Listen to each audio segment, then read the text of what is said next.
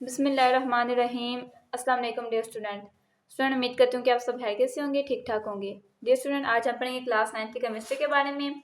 इसका fourth chapter stoichiometry जो हमने स्टार्ट किया था, उसके ये लॉन्ग क्वेश्चन है। कल हमने उसका थर्ड पार्ट कंप्लीट किया था। जो थर्ड क्वेश्चन था कंस्ट्रक्टेड जो क्वेश्चन थे वो हमने कंप्लीट किए थे, कंस्ट्रक्टेड रिस्पॉन्स क्वेश्चन। सो आज हम इसके ना लॉन्ग क्वेश्चन हैं वो कंप्लीट कर लेंगे।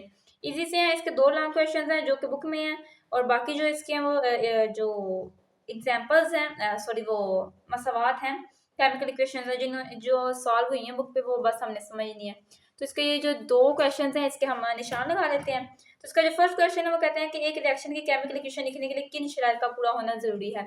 इसका आंसर है पेज नंबर 59 और पेज नंबर 59 और 60 पे।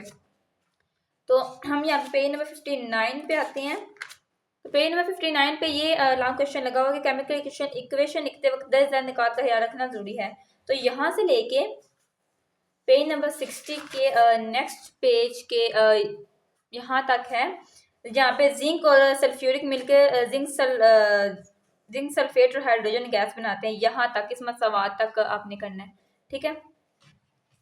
आगे जो नेक्स्ट क्वेश्चन है वो है एवोगैड्रोस नंबर और मोल की वजाहत। तो ये जो क्वेश्चन है ये पेज नंबर 57 और 58 पे है, उसके पीछे ही है।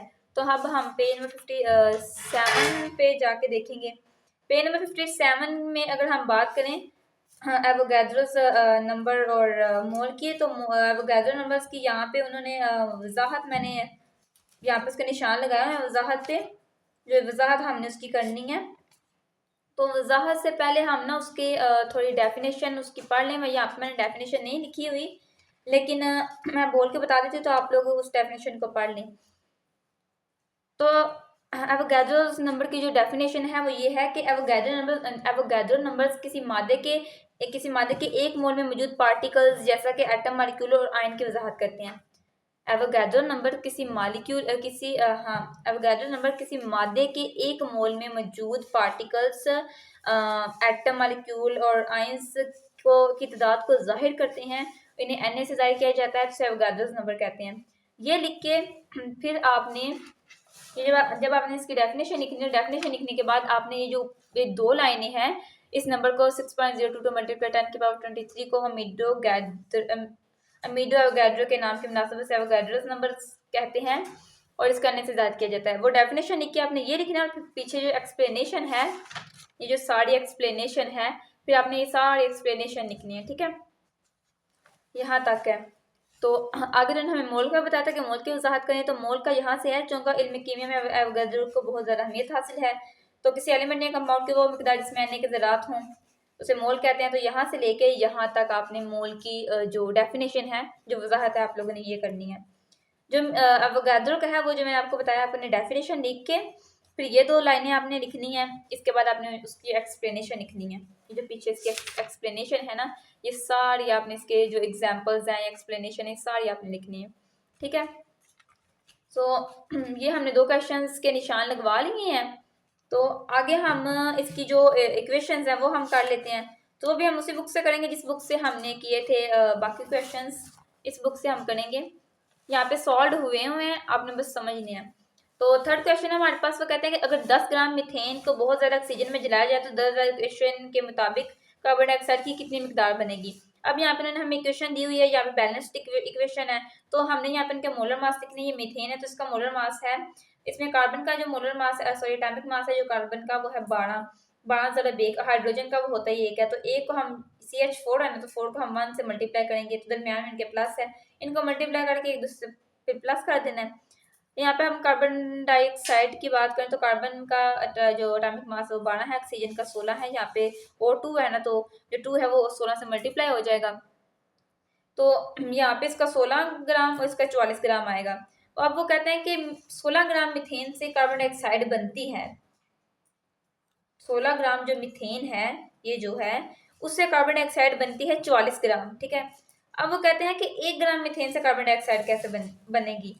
तो ये जो 16 ग्राम है ये 44 के नीचे आ जाएगा, यानी कि से डिवाइड हो जाएगा। यहाँ पे हमें 1 चाहिए ना, तो 1 के 16 यहाँ पे आ जाएगा, तो फिर यहाँ पे 1 ग्राम रह जाएगा ना। तो 44 को 16 से हमने यहाँ पे डिवाइड करके जो आंसर आएगा उसको 10 से मल्टीप्लाई करना है। यहाँ पे 10 से मल्टीप्लाई इसलिए करना है, क्योंकि वो कहते हैं मीथेन के 10 ग्राम से कार्बन डाइऑक्साइड बनेगी, 10 ग्राम से बनेगी, तो इसलिए हमने इसको 10 से मल्टीप्लाई करना है, तो हमारे पास आंसर आएगा 27.5 ग्राम ये कार्बन डाइऑक्साइड की मिकदार बनेगी। ठीक है, आगे नेक्स्ट क्वेश्चन है हमारे पास, दरअसल केमिकल के मुताबिक, केमिकल इक्वेशन के मुताबिक 10 मोल्स कार्बन मोनोऑक्साइड बनाने के लिए कोयले की कितनी मिकदार दरकार होगी। अब ये इन्होंने इक्वेशन दिया है, फिर इसको बैलेंस्ड किया है।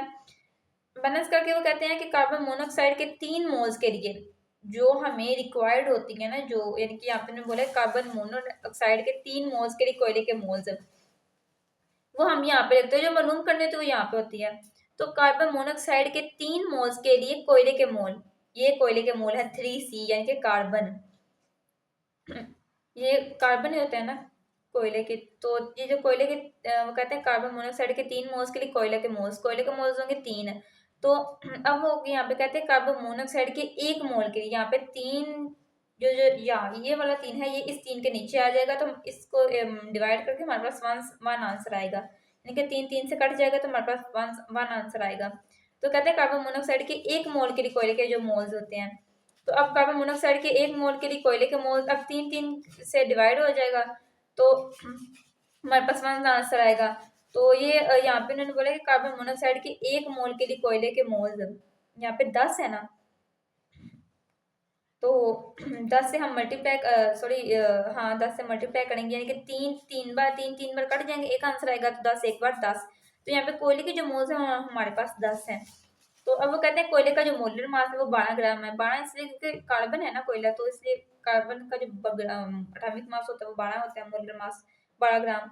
तो अब यहाँ पे वही हम फार्मूला लगाएंगे, कोयले का मास और कोयले के मोल और 1 मोल का मास।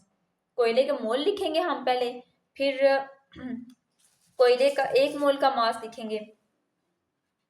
तो ये नेक्स्ट यहाँ पे है, हाँ जी, कोयले का जो मोल्स हैं वो 12 है, 1 मोल का मास है वो 10 है।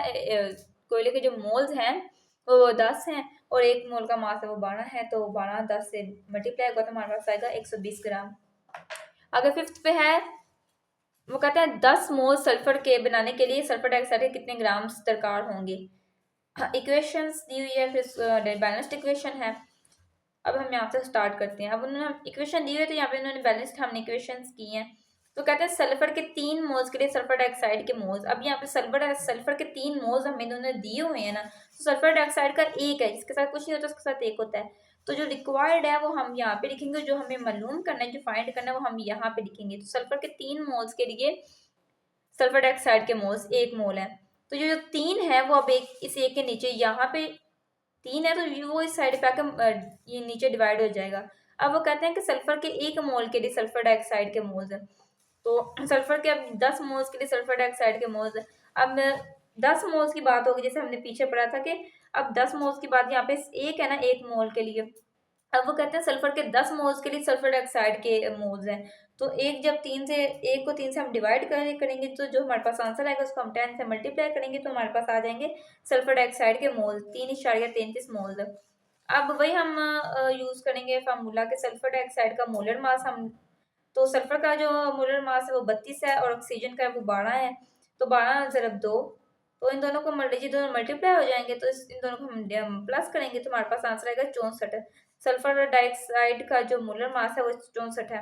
तो अब हम यहाँ पे फार्मूला पुट करेंगे, सॉरी नीचे, तो अब हम यहाँ पे फार्मूला पुट करेंगे सल्फर डाइऑक्साइड का जो मोलर मास है वो 64 है ना, तो मोल्स की तादाद बराबर ग्राम में मास बटा मोलर मास। अब ये जो ग्राम्स में मास है ना वो इस साइड पे आ जाएगा और मोल्स की तादाद है वो नीचे आ जाएंगी, क्योंकि हमने ग्राम्स मालूम करने हैं ना, सल्फर डाइऑक्साइड के ग्राम्स मालूम करने हैं, तो ग्राम इस साइड पे आ जाएंगे और ये जो ग्राम जो यहाँ पे डिवाइड हो रही है यहाँ पे आ जाएगा, और ये जो मोल्स है जो यहाँ पे अकेला है तो यहाँ पे इस साइड पे आके जो मल्टीप्लाई हो जाएगा।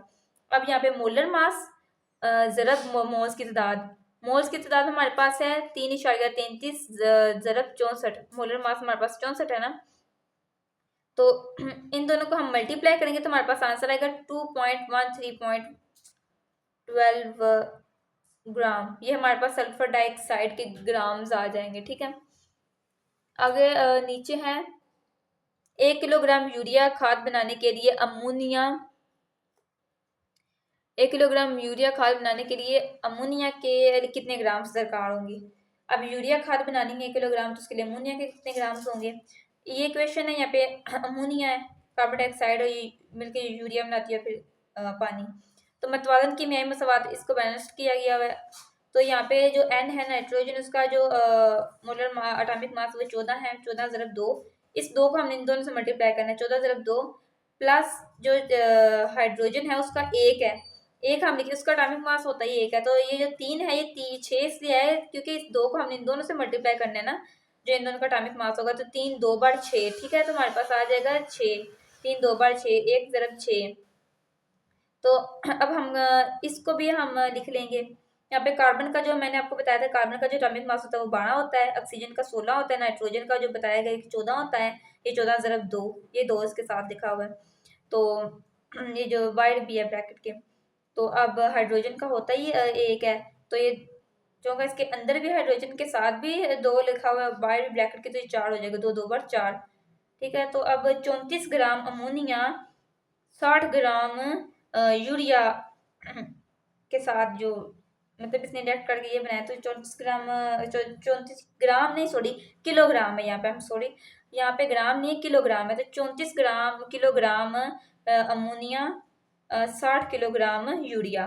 अब यहाँ पे वही हम सेम जो ऊपर हम करके आए थे कि 60 किलोग्राम यूरिया खाद बनाने के लिए अमोनिया की जो जरूरत है, 60 किलोग्राम खाद बनाने के लिए अमोनिया की जरूरत होगी 34 किलोग्राम। तो 1 किलोग्राम यूरिया खाद बनाने के लिए अमोनिया की जरूरत। अब यहाँ पे जो 60 है, जो बार हमने लिखा, जो यहाँ पे इक्वेशन होगी वो यहाँ पे आकर इस साइड पे आकर डिवाइड हो जाएगी। 60 किलोग्राम यूरिया खाद बनाने के लिए अमोनिया की जो जरूरत होगी हमें, वो 34 ग्राम होगी, किलोग्राम, सॉरी ग्राम बोल रही हूँ, किलोग्राम है, सॉरी। तो 1 किलोग्राम यूरिया खाद बनाने के लिए अमोनिया की जरूरत, तो ये जो 60 यहाँ पे आके डिवाइड हो जाएगा, तो इसका आंसर आएगा 0.566 किलोग्राम। तो अब वो कहते हैं किलोग्राम में अमोनिया की मिकदार है, किलोग्राम में जो अमोनिया की मिकदार है वो 0.566 किलोग्राम है। अब ग्राम में अमोनिया की मिकदार जो होगी, ये जो किलोग्राम में आएगी अमोनिया की मिकदार, इसको हम 1000 ग्राम से मल्टीप्लाई करेंगे तो हमारे पास आंसर आएगा 566 ग्राम। अब ये ग्राम्स में अमोनिया की मिकदार, ये हमारे पास आंसर आ जाएगा। तो इसका जो नेक्स्ट क्वेश्चन है, ये एटम्स की तादाद मालूम करनी है, ये थोड़ा लेंथी हो जाएगा, तो ये हम कल पढ़ेंगे, ठीक है। तो वीडियो थोड़ी लेंथी हो जाएगी ना, तो ये जो आप इन इक्वेशंस को समझ लें, ये भी बड़ी बात है, यानी कि थोड़े आप लोगों के लिए थोड़े डिफिकल्ट होते हैं ना, तो इसलिए। तो आज का हमारा जो टॉपिक था, वो हमारा टॉपिक था लॉन्ग क्वेश्चंस और जो मसवात थी हमारी। सो आई होप सो कि जो मैंने आप लोगों को समझाया आप लोगों को समझ आ गई, क्योंकि थोड़ी लेंथी थी, तो थोड़ा आपको टाइम लगेगा समझने में, लेकिन पहले तो क्वेश्चंस तो इजी थे जो हमने पढ़े थे, बाकी आपने क्वेश्चंस ही समझनी है। सो अगर वीडियो अच्छी लगे तो चैनल को लाइक और सब्सक्राइब जरूर कर देगा, ताकि हमारे हर नई वीडियो का नोटिफिकेशन आप लोगों को मिलता रहे। और दुआ में याद रखिए कि मिलते हैं नेक्स्ट वीडियो में, तब तक के लिए अल्लाह हाफिज़।